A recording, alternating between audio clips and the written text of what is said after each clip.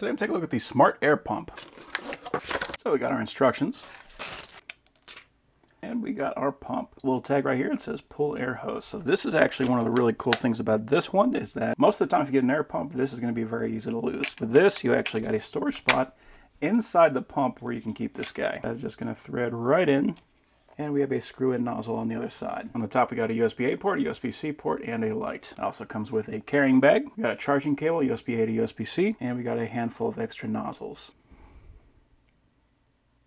So at the top, it tells us the PSI that's currently reading. It says the PSI that we are set to. U is for unit, so if we want to change that, we got bar, kPa, and kilograms per square centimeter. I prefer PSI, so I'm going to keep it on that. Then on the bottom, we got presets, so car, motorcycle, bicycle, basketball, and then user input. If we want to turn the flashlight on, we hold U. So that way we got something we can use to read the numbers on the sides of the tires. So I'm going to fill a bicycle, and I want that to go to 30 PSI. Then all we got to do is hit power. And that will start the pump. Now let's say we could also use this as a charger, so I'll plug that in. There we go, and that is charging the phone. So that's nice. So this is also just a large battery.